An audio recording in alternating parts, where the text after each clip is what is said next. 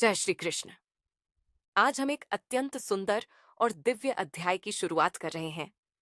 अध्याय 10, विभूति योग।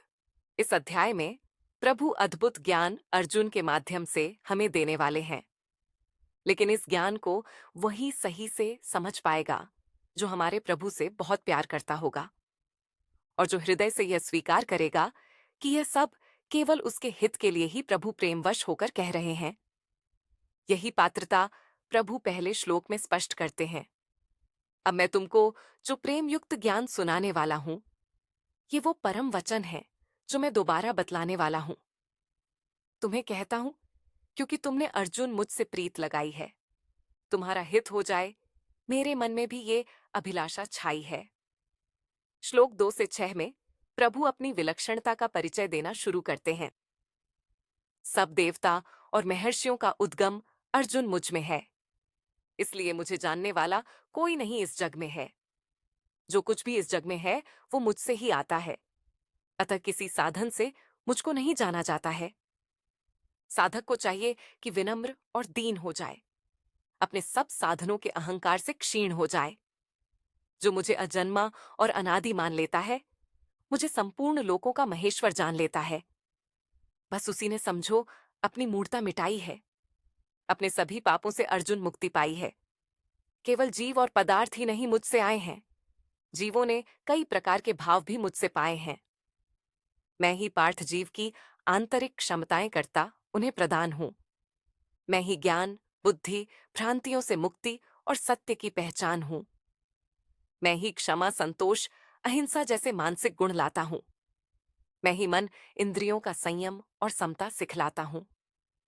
मैं ही तप और दान के मीठे भाव जगाता हूं। मैं ही जगा के श्रद्धा अपनी ओर बुलाता हूं। ये सुख दुख, यश अपयश आदि मेरी लीला के ही तो रंग हैं। जीवन मरण आदि से ही आगे बढ़ते पार्थ सृष्टि के प्रसंग हैं। सनकादि सप्त महर्षि और मनु भी मेरे मन से आए हैं। संसार के प्राणी सारे आगे चलकर इन्होंने उपजाए हैं। श्रोताओं, प्रभु को कोई पूरा जान नहीं सकता, लेकिन भक्त में जब प्रेम, विश्वास और निरंतर भगवान में लगे रहने का भाव होता है, तो प्रभु कृपा कर स्वयं भक्त को सब कुछ प्राप्त करवा देते हैं। इसी का वर्णन हमारे प्रभु श्लोक 7 से 11 में करते हैं। जो मेरी ये विभूतियां पहचान लेता है, मेरे सामर्थ्य को जो तत्व से जान लेता है, वो निश्चल भाव से मुझसे जुड़ जाता है, अविरल भक्ति की ओर मुड़ जाता है। उसे विश्वास है कि जग मुझसे बनता है, गति पाता है। मन उसका प्रेम और श्रद्धा के भावों से भर जाता है। ऐसा मेरा भक्त बड़ी बुद्धिमता दिखाता है। स्वयं को वो बस मेरे भजन में लगाता है। चित्त में उसके मेरा चिंतन और समर्पण है। प्राणों का भी पार्थ मुझ में ही अर्पण है। मेरे भक्त जब भक्तों से मिलते हैं, मेरी चर्चा के तब फूल खिलते हैं। वो तो बस मेरे ही गुण गाते हैं, मेरी बातें कर कर सुख पाते हैं। मेरी कथा तो बस एक बहाना है। उन्हें मुझसे प्रेम करना है, मुझसे दिल लगाना है। इस सब में उनको एक संतुष्टि मिलती है, मानो उनके प्राणों को पुष्टि मिलती है। पार्थ जो नित्य निरंतर मुझ में लगे रहते हैं, जिनमें प्रेम भक्ति के भाव जगे रहते हैं, उन्हें पार्थ फिर और कोई साधन करना नहीं होता। एक प्रेम के सिवा कोई आराधन करना नहीं होता।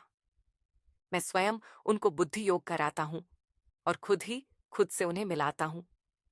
उनके अंदर बसने वाला मैं भीतर से ही उनका अज्ञान मिटा देता हूं।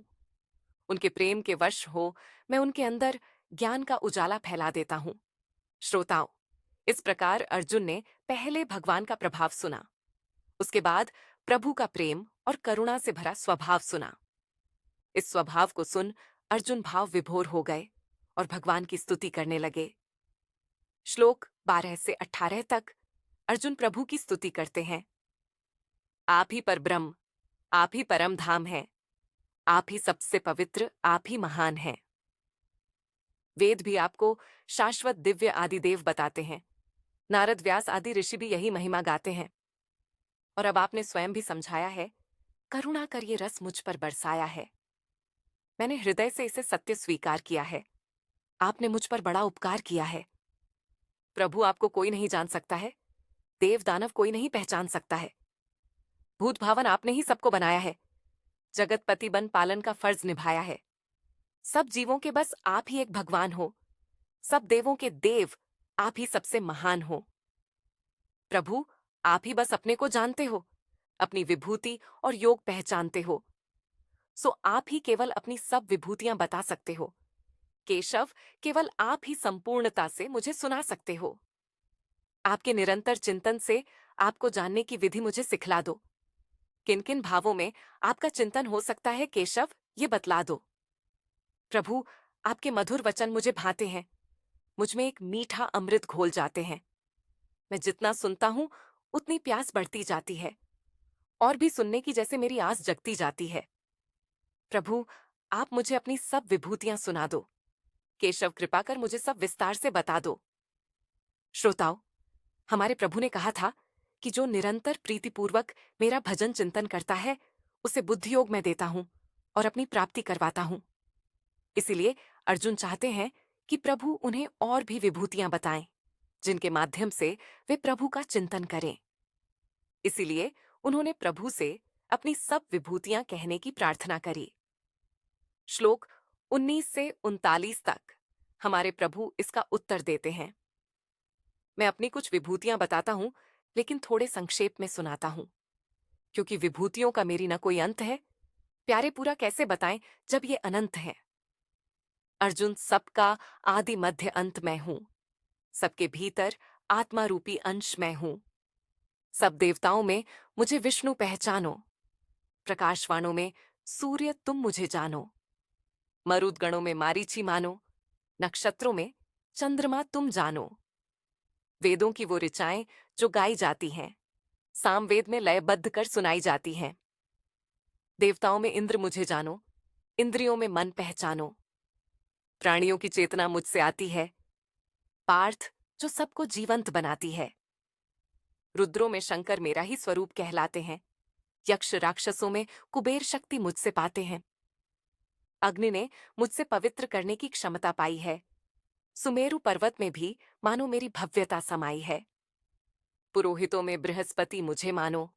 सेनापतियों में कार्तिकेय मुझे जानो। जलाशयों में समुद्र में कहलाता हूं।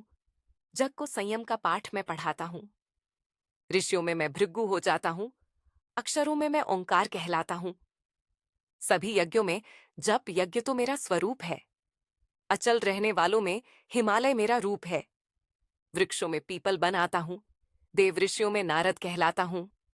गंधर्वों में चित्ररथ हो जाता हूं। मैं ही कपिल मुनि बनाता हूं।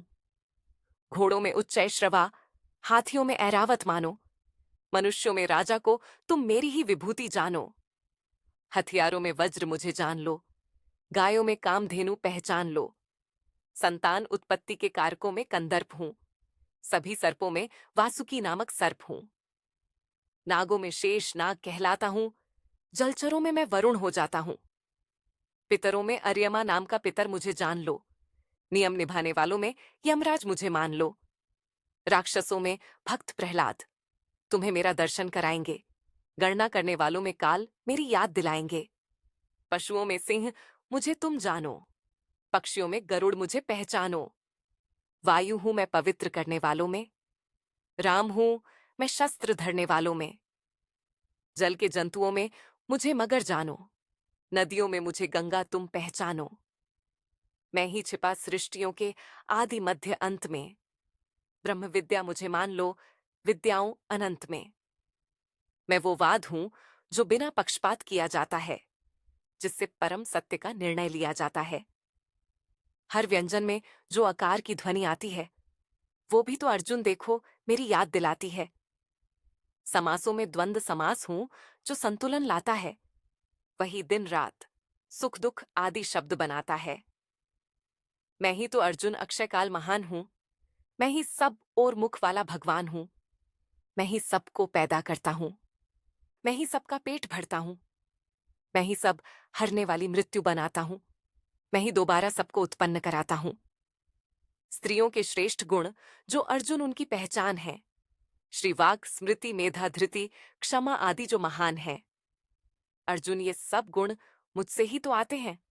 समाज को मिलकर ये सजीव बनाते हैं। सामवेद की श्रुति बृहत साम को मेरा रूप जानो।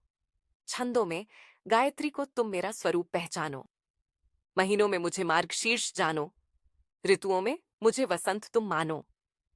छल करने वालों में तुम जुआ मुझे जानो। इसका सब छीन लेने का सामर्थ्य पहचानो। तेजस्वियों का पार्थ मैं तेज कहलाता हूं। जीतने वालों को विजय मैं दिलाता हूं। दृढ़ निश्चय और सात्विक भाव जो आते हैं, ये सारे भाव मनुष्य मुझसे ही तो पाते हैं। वृष्णिवंशियों में कृष्ण बन के आया हूं। पांडवों में पार्थ बन के मैं समाया हूं।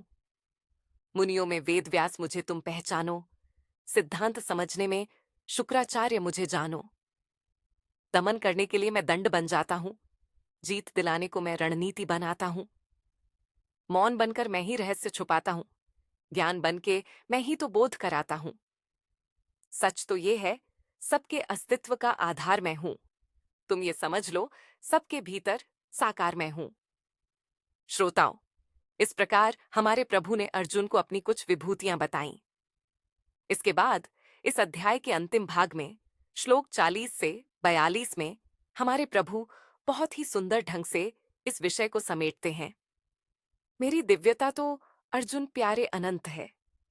मेरी विभूतियों का आता नहीं अंत है। मैंने तुमको तो बस एक झलक दिखाई है। तुम्हारी सुनने की बस थोड़ी प्यास बुझाई है। ये तुम्हें हर जगह मेरे चिंतन का आधार देगी।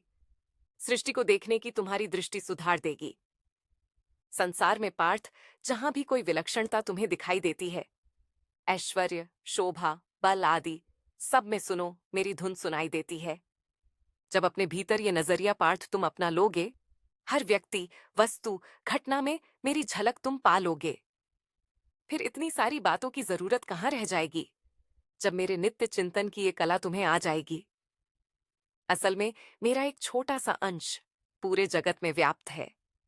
जगत के भरण पोषण संचालन को बस वही पर्याप्त है। श्रोताओं, इस प्रकार हमारे प्रभु ने पहले बताया कि उनका प्रेम पूर्वक भजन चिंतन करने वालों को वो स्वयं ज्ञान और बुद्धियोग देते हैं। उसके बाद हर व्यक्ति, वस्तु और घटना में प्रभु का चिंतन कराने के लिए अपनी कुछ मीठी विभूतियां बताई। और अंत में बताया कि जहां भी हमें कोई विलक्षणता दिखाई दे, वहां हम अपने प्रभु की विभूति का दर्शन करें। जब हमें ये कला आ जाएगी, तब हम अपने प्रभु का निरंतर प्रेमपूर्ण भजन कर पाएंगे। तब फिर हमें कुछ भी पाने के लिए इसके सिवा कोई और साधन नहीं करना पड़ेगा। यही इस अध्याय का सार है। फिर मिलेंगे गीता जी के एक और अध्याय के साथ। तब तक के लिए जय श्री कृष्ण।